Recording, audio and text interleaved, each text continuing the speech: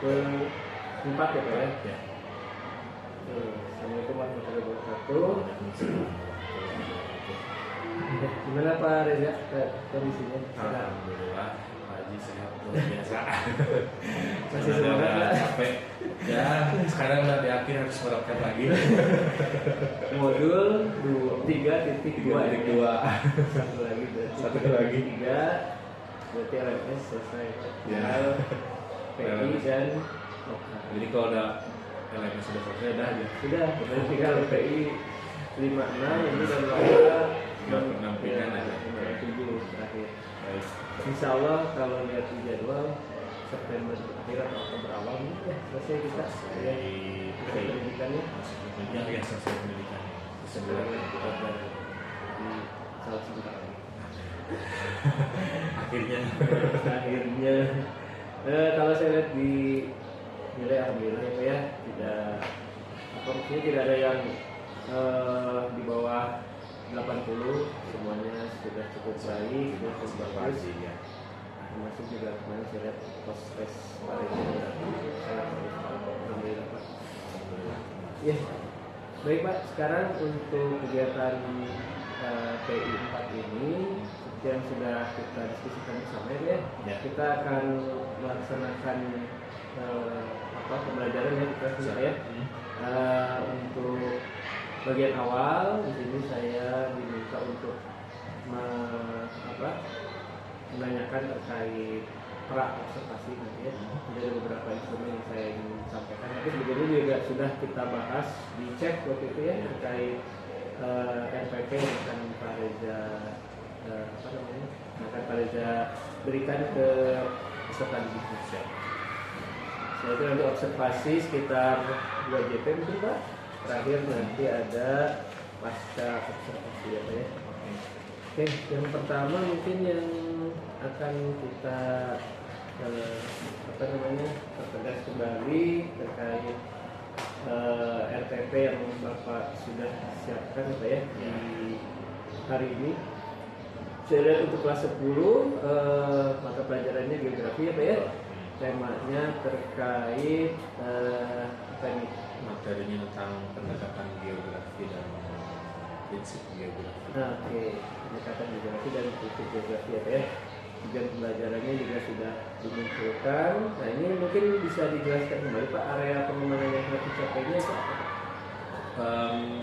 Karena ini tuh kelas 10 ya, kelas 10 kan baru menginjak ke masa SMA, walaupun masih transisi, sehingga saya pengen mengetahui, pengen melihat dimensi-dimensi gaya-gaya belajar mereka, cara belajar mereka, proses belajar mereka itu seperti apa. Jadi dimensi yang saya kembangkan itu di proses diferensiasi proses. Selain itu juga siapa tahu saya bisa mengembangkan ke dimensi profil belajar. Nah, nanti di dalam RPP ini yang ingin saya kembangkan adalah bagaimana anak menentukan untuk siapa yang akan melakukan presentasi dan siapa yang akan mencari informasi terkait materi yang akan disampaikan, seperti itu. Untuk prosesnya itu sendiri, saya ingin melihat mereka senangnya menggunakan aplikasi, karena kan sesuai dengan visi saya dulu ya Pak ya, memanfaatkan teknologi untuk proses pembelajaran. Nah, bagaimana kita menggunakannya adalah dengan cara memanfaatkan teknologi itu sendiri, karena mereka sudah boleh bawa HP, kita manfaatkan dengan aplikasi yang berbeda-beda setiap kelompoknya. Lalu untuk terkait diferensiasi dari Bapak sampaikan, kalau kita sudah diskusikan di sebelumnya, di sini Pak Reza lebih ke diferensiasi itu Pak proses ya? Proses. Ya. Itu kenapa Pak lebih mengembangkan prosesnya? Kenapa mengembangkan diferensiasi proses? Karena kita masih melakukan asesmen awal ya, asesmen diagnostik. Untuk mereka itu setiap kelasnya itu pasti mereka senangnya itu menggunakan apa. Nah, bisa jadi mereka ada yang senang menggunakan salah satu aplikasi itu aja. Ada juga yang sebenarnya menggunakan dari sumber-sumber untuk mencapai tujuan pembelajaran selanjutnya. Nah, karena tadi di awal sudah disampaikan mereka baru, makanya saya mencoba beberapa proses yang berbeda dalam setiap kelompok untuk menghasilkan mana nih yang paling baik dilihat dari proses yang mereka lakukan. Jadi ada kemana itu Pak, dan strategi yang disiapkan mungkin bisa dielaborasi. Oke, kalau strategi yang disiapkan tadi itu membuat kelompok ya, membuat kelompok. Nah, nanti setiap kelompok itu diberikan sumber belajar yang berbeda-beda setiap kelompoknya. Mungkin mereka hanya mencari fokus pada aplikasi itu saja. Misalkan tadi ada yang menggunakan YouTube, menggunakan Google, ada yang menggunakan ChatGPT juga, dan juga ada yang menggunakan media sosial yang mereka berikan seperti menggunakan TikTok. Tambah juga dengan modul yang sudah disiapkan sebelumnya gitu. Jadi itu mereka akan mencari masing-masing berdasarkan itu. Nah, nanti akan pada akhirnya ke dimensi profil belajar mereka, hasilnya itu seperti apa, kita melakukan presentasi. Apakah setiap sumber yang berbeda itu ternyata hasilnya sama atau pada berbeda, dan dilihat juga bagaimana kemampuan mereka menyerap informasinya lebih hebat yang mana atau lebih baik yang mana, seperti itu. Lalu untuk tadi pengelompokan di ChatGPT, lalu ada yang TikTok itu sudah dianalisis sebelumnya berarti ya? Oke. Untuk yang pengelompokan berdasarkan ChatGPT dan itu sebenarnya sudah dianalisis di pertemuan sebelumnya di pertemuan awal. Saya menanyakan dulu ke anak-anak di sini, mereka saya tanya siapa yang suka menggunakan TikTok, siapa yang suka menggunakan ChatGPT, siapa yang suka menggunakan YouTube dan juga Google. Memang rata-rata menggunakannya Google dibanding dengan TikTok dan juga ChatGPT. Ya ChatGPT tidak kan. Nah, saya berpikirnya karena mereka sudah menggunakan ini semua, jadi kita rolling. Jadi minggu yang lalu mereka menggunakan sumbernya itu YouTube, minggu ini beda lagi sumbernya, seperti itu. Untuk mereka ada nggak perbedaan dari menggunakan aplikasi tersebut, gitu. Nah, jadi tadi pengelompokan ini bukan tiba-tiba langsung kelompokkan tuh. Biasanya dari minat biasa menggunakannya apa gitu. Ya, Pak, itu mungkin dari observasi yang instrumennya sudah dilaksanakan. Kita mungkin nanti persiapan observasi ya. Jadi sekitar mungkin 2 JP atau 2 JP setengah sampai jam 10.20 ya. Untuk yang akan saya nanti observasi Pak, mungkin sudah dilihat Pak di chat yang saya berikan.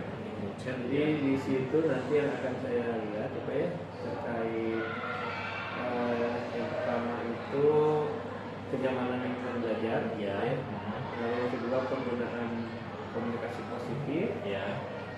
Lalu terkait penerapan disiplin, ya, motivasi, ya, kerjaan yang dibutuhkan seperti ini.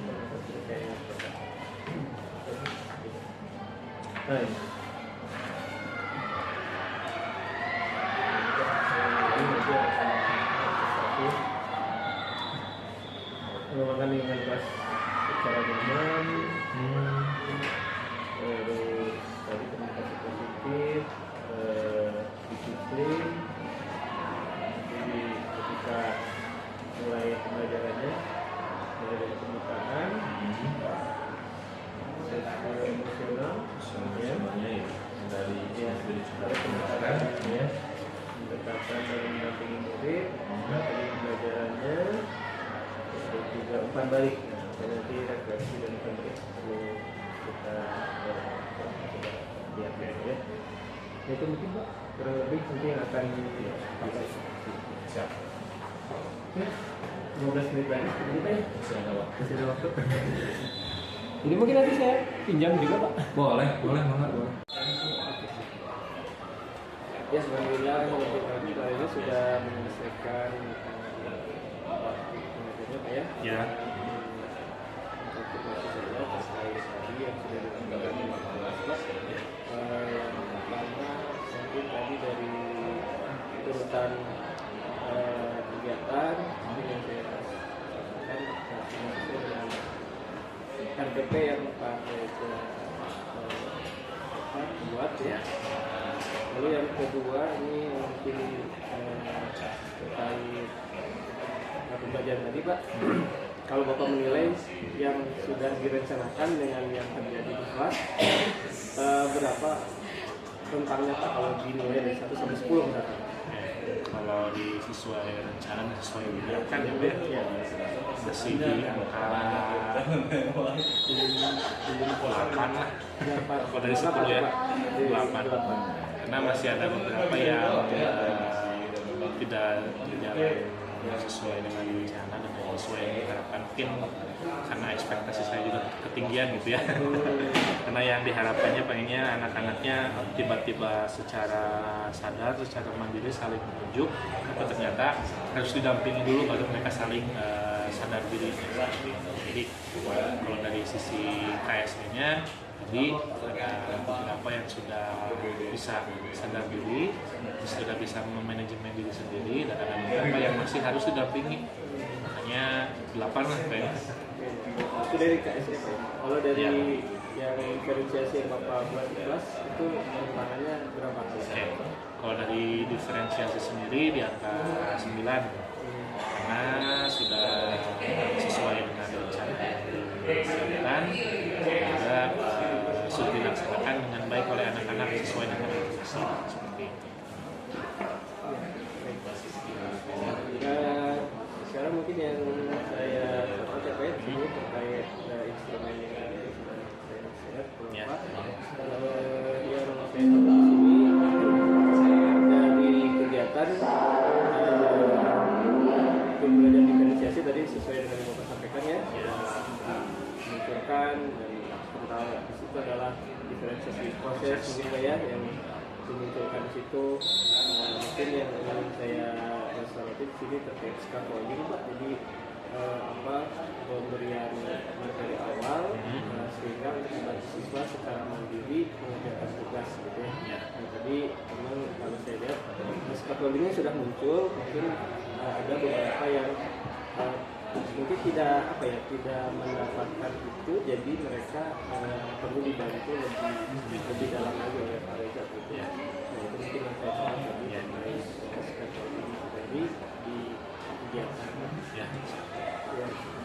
Dan juga tadi terkait umpan balik ya, Bapak tidak memberikan umpan balik yang jelas yang konkret ya, project yang tadi dibuat oleh Spadbik ya, terkait materi yang dipresentasikan tadi ya. Gitu. Mungkin yang ingin saya tambahkan itu terkait strateginya mesin mudik tersebut menyelesaikan masalah, dan juga bagaimana strategi mereka berpikir gitu ya untuk bisa menyelesaikan tadi ada beberapa yang harus pakai ChatGPT, ada mungkin itu Pak Saki untuk umpan balik yang sudah disampaikan dan sudah cukup kalau menurut saya sesuai juga dengan tujuan pembelajaran yang ya. Itu saja dua catatan yang saya sampaikan di dalam form instrumen. Mungkin Pak ya. Siap. Ya. Lalu untuk tindak lanjutnya Pak, misalnya seperti apa Pak? Sampaikan kan ada yang dari 8 hingga 9, apakah masih ada yang untuk tindak lanjutnya Pak? Oke, buat kedepannya tetap ingin menindaklanjuti yang tadi yang proses KSE ya, yang bagaimana saya mengharapkan anak-anak itu sadar tanpa perlu didampingi. Jadi nanti saya akan mencoba lagi berbagai strategi, berbagai perencanaan, berbagai cara lagi, berbagai gaya lagi untuk agar mereka bisa mampu atau misalkan mau untuk bergerak secara sendiri. Mungkin di pertemuan berikutnya akan mencoba metode yang baru gitu kan, atau misalkan dengan penegakan disiplin yang lain caranya gitu untuk bisa meningkatkan KSE itu berasal dari diri anak sendiri. Kalau dari pemberian diferensiasi apa yang kami tidak Ya, kalau untuk pemberian diferensiasi sendiri tadi sesuai dengan tujuannya, setelah dari sini nanti akan kita refleksi dulu minggu yang akan datang bagaimana respon mereka dalam menggunakan aplikasi-aplikasi tersebut. Mana yang menurut mereka paling mudah, mana yang menurut mereka paling membantu proses pembelajaran mereka. Nah, nanti di situ aplikasi itu yang akan dikembangkan. ya itu Pak mungkin itu yang terakhir yang komunikasi di sini terkait pengembangan rencana pengembangan diri Pak ya. Ya. Nah, tadi mungkin sudah disampaikan ada yang perlu ditindaklanjuti.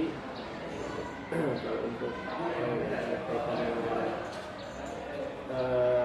KSE tadi ya, kita juga akan mencoba terus mencari cara untuk siswa itu tidak perlu diingatkan lagi gitu ya, mencari terakhir tadi terkait aplikasi yang nah ukuran keberhasilannya itu apa Pak? Yang mana? Yang 1 dan 2 tadi.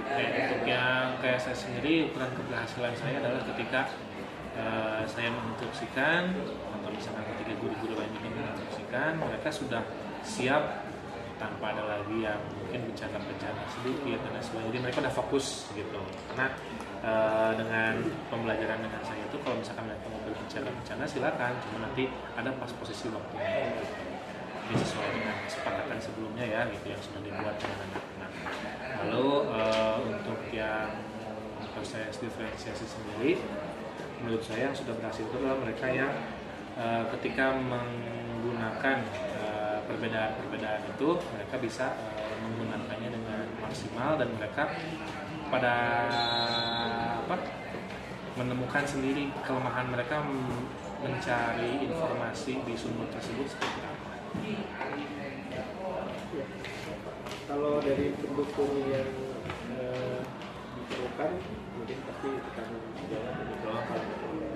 itu pasti akan menjadi Ya, tadi nanti juga mungkin video proses belajarnya atau mungkin misalkan ketika MGMP saling sharing bagaimana cara menerapkan perbaikan yang harus diperbaiki. kalau untuk waktunya pasti ada yang berikutnya. Betul, untuk waktunya di pembelajaran berikutnya atau di kelas yang lain.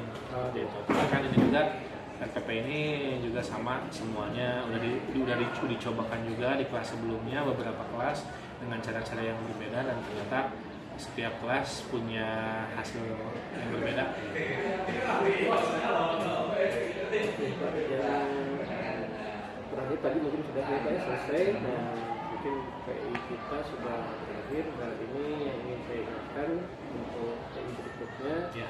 terkait observasi kayak dengan bertanya jawab. Ya. Kalau mbaknya sudah mungkin Mbaknya sudah, observasinya juga sudah. dan nanti pascanya nanti dibahas di PI kita. Siap. Dan nanti hasilnya di-upload di modul kedua dan ketiga. Siap. Ya itu mungkin Pak. Baik. Terkait dari kita, kalau dari PI yang kita sudah lakukan, apakah ada yang ingin disampaikan Pak? Perbaikan dan sebagainya. Ya, untuk PI yang sebelumnya sudah yang saya rasakan sudah cukup menuntun saya untuk menjadi yang lebih baik lagi dan juga cukup jelas untuk bagaimana harus mengeksekusinya dan lain sebagainya seperti itu. Dan juga PI yang sebelumnya tidak ada kendala yang sangat berarti untuk waktu dan lain sebagainya sudah aman.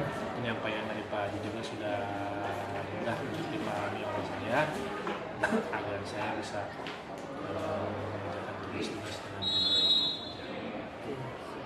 Kalau begitu mungkin yang banyak terakhir tadi dari pula PI kita Pak. Terima kasih atas partisipasi di ini. Ya. Semoga tadi yang sudah dituliskan bisa jadi refleksi bersama dan tidak lanjut ke depan. Ya, Oke, baik. Ini kan Pak. Assalamualaikum warahmatullahi wabarakatuh. Selesai. Kalau untuk ini Pak Haji,